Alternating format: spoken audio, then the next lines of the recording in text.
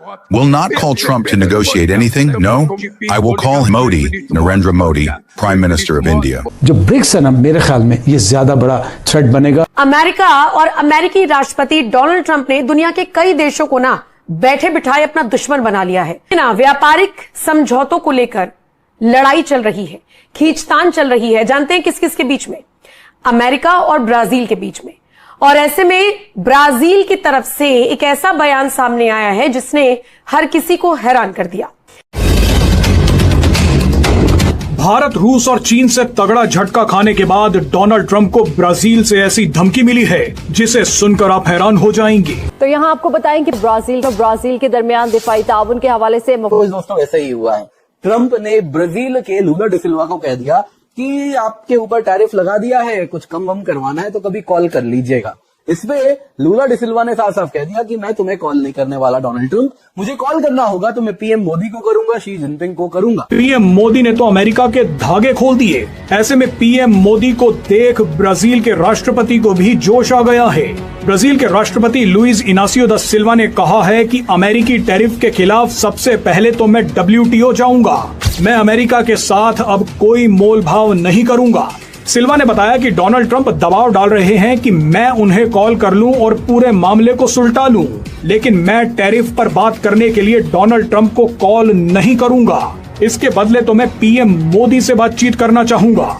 भारत हमारा पक्का दोस्त है और आगे की रणनीति मैं भारत के साथ मिलकर ही बनाऊंगा। तो दोस्तों यहाँ पे लूला डिसिल्वा ने ऑलरेडी ट्रंप को कहा था कि तुम्हें अमेरिका के लोगों ने जब चुना है तो इसलिए नहीं चुना है कि तुम कोई राजा बन गए हो, अब दुनिया के और हमारे ऊपर शासन करोगे, तो अमेरिकन प्रेसिडेंट हो उसी प्रकार से काम करो। तो यहाँ पे दोस्तों क्या हो रहा है आखिरकार, किस प्रकार से एक ग्लोबल साउथ उभर रहा है? वो इंटरेस्ट अटैच होने की वजह से एवरीबॉडी, यानी कि कोई भी हो, इवन कि आपने सुना वो कनाडा के जो प्राइम मिनिस्टर है मार्क कार्ने, उन्होंने भी यही कहा था।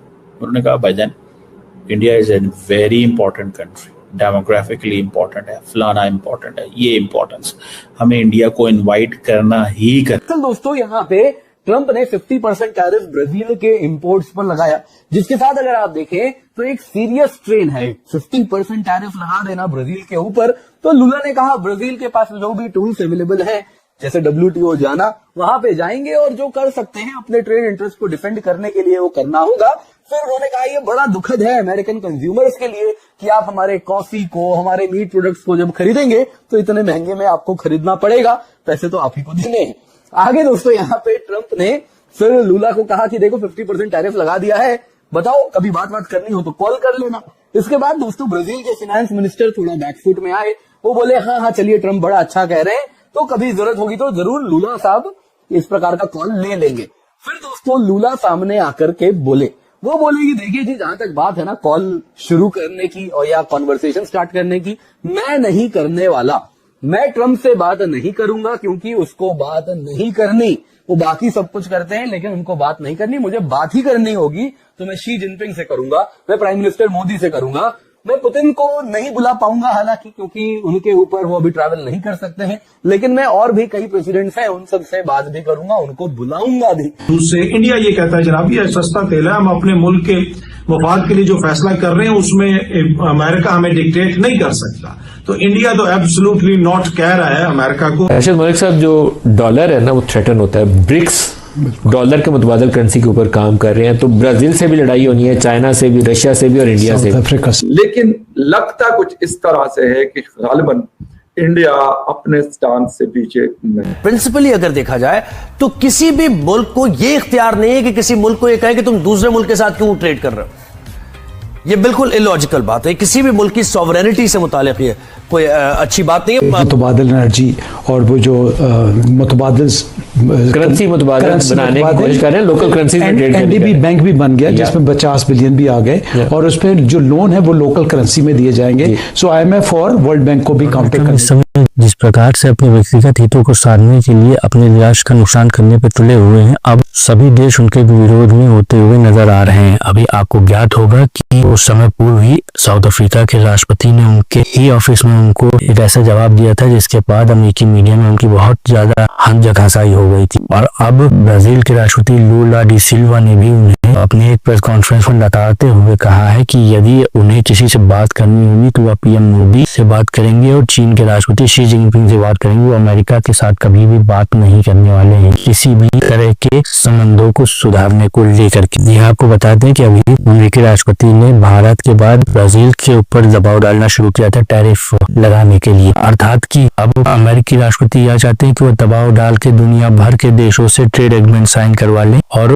वो ट्रेड एग्रीमेंट जो है पूर्णतः अमेरिका के पक्ष में होगा और वो अपनी मनमर्जी चला करके हर देश को झुकाना चाहते हैं। पर कुछ देश उनके सामने बिल्कुल भी झुकने को तैयार नहीं, ब्राजील भी उनमें से एक है। आपको बता दें ब्राजील क्षेत्रफल के लिहाज से दुनिया का 5वां सबसे बड़ा देश है। ब्राजील की कुल क्षेत्रफल 85 लाख स्क्वायर किलोमीटर है और यह आबादी के लिहाज से भी टॉप 10 कंट्रीज में आता है। इसके पास संसाधन के भंडार उपस्थित हैं, साथ ही साथ ब्राजील प्राकृतिक खनिज और प्राकृतिक तेल व गैस से लबालब है। इसी को लेकर के अमेरिका की दिलचस्पी इस पे काफी समय से बनी हुई है और अब अमेरिकी राष्ट्रपति इन्हीं खनिज तेल व संसाधनों के ऊपर कब्जा चाहते हैं ताकि वह अपनी मनमर्जी से यहाँ से तेल निकाल करके अभी और दुनिया भर के बाजारों में अपनी इच्छानुसार अपने तय किए गए मार्गों व मूल्य पर बेच सके। परंतु ब्राजील के राष्ट्रपति लूला डी सिल्वा ने साफ कहा है कि वह अमेरिका के साथ जबरदस्ती कोई भी ट्रेड डील साइन नहीं करने वाले हैं और यदि उनके ऊपर दबाव डाला गया तो वो चीन व भारत से बात करके उनके खिलाफ ट्रेड वॉर स्टार्ट कर देंगे।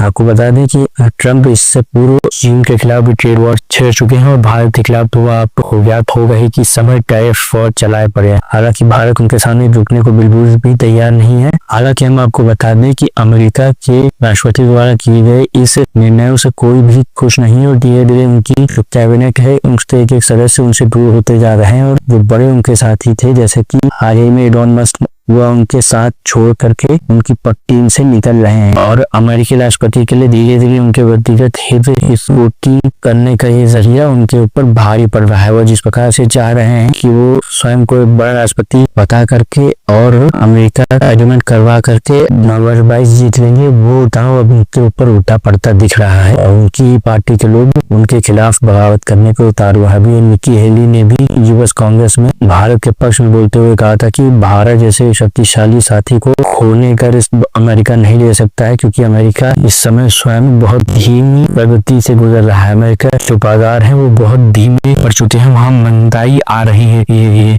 आपको पता हो कि अमेरिका की पिछले साल अर्थव्यवस्था की ग्रोथ रेट 1.53% रही थी जो कि अनुमानित 2% से बहुत ज्यादा धीमी थी। साथ ही साथ विशेषज्ञों का यह भी मानना है कि अगर इसी प्रकार से चलता रहा तो अमेरिका में धीरे धीरे डिप्रेशन की स्थिति उत्पन्न हो जाएगी क्योंकि अमेरिका में इस समय हाई टेक्नोलॉजी उत्पादों को छोड़ करके जो मीडियम का ये लो एंड टेक्नोलॉजिकल प्रोडक्ट्स होते हैं वो बनना पूर्णतः बंद हो चुके हैं। इसलिए अमेरिका में लगातार बेरोजगारी की समस्या बढ़ती जा रही है जिसके कारण आपको पता होगा कि अमेरिका में लगातार गन इंसिडेंट्स हुआ करते हैं जो कि बहुत सामान्य बात हो चुकी है। अभी हाल ही में कुछ दिन पूर्व ही न्यूयॉर्क में एक गन इंसिडेंट हुआ जहाँ एक व्यक्ति ने 20 लोगों को गोलियों से भून डाला था। यह सारी बातें एक दूसरे से इकोनॉमिक्स के द्वारा जुड़ी हुई है। एक व्यक्ति डोनाल्ड ट्रंप की केवल इच्छा पूर्ति के लिए जबरदस्ती दूसरे देशों पर ट्रेड एग्रीमेंट थोपना, उसके बाद अन्य देशों का उनके खिलाफ हो करके उनके विरोध में कार्य करना जिसके कारण अमेरिकी अर्थव्यवस्था को नुकसान हो रहा है और